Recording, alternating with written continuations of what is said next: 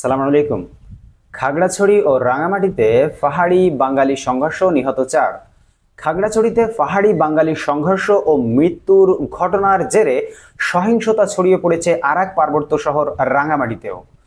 সেখানে সংঘর্ষে মারা গেছেন একজন, আহত হয়েছেন অন্তত 50 জন। শুক্রবার সকাল থেকে দুই পক্ষের মধ্যে ধাওয়া পাল্টাধাওয়া, ভাঙচুর, অগ্নিসংযোগের পর বেলা 1:30টা থেকে রাঙামাটি পৌর এলাকায় 144 ধারা জারি করা হয়েছে বলে জানিয়েছেন জেলা প্রশাসক।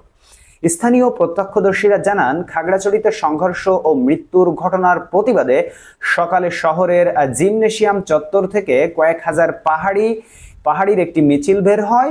তারা শহরের বনরূপা এলাকায় গেলে সেখানে মিছিলে ইটপাটকেল নিক্ষেপ করা হয়েছে এমন অভিযোগ করে বাঙালিদের বেশ কিছু দোকানপাট ও বনরূপা মসজিদে ভাঙচুর করা হয়।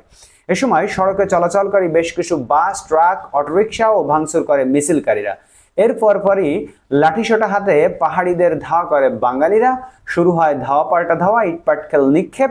বাঙালিদের পাল্টা হামলায় ব্যাপকভাবে ক্ষতিগ্রস্ত হয় কাঁঠালতলীতে অবস্থিত মৈত্রী বিহার। এর আগে খাগড়াছড়িতে পাহাড়ি ও বাঙালিদের মধ্যে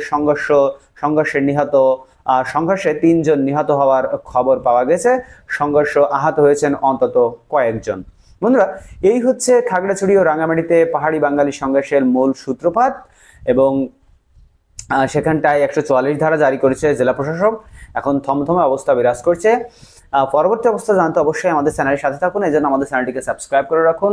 দেখা হবে পরবর্তী ভিডিওতে অন্য কোনো খবর নিয়ে। সেই পর্যন্ত আপনারা সকলে ভালো থাকবেন আল্লাহর রহমতে, এবং আমাদের চ্যানেলটিকে সাবস্ক্রাইব করতে ভুলবেন না, এবং এই ভিডিওতে একটি লাইক তো দিবেনই, এবং আপনার মূল্যবান মতামত কমেন্ট বক্সে জানাবেন। আল্লাহ হাফেজ।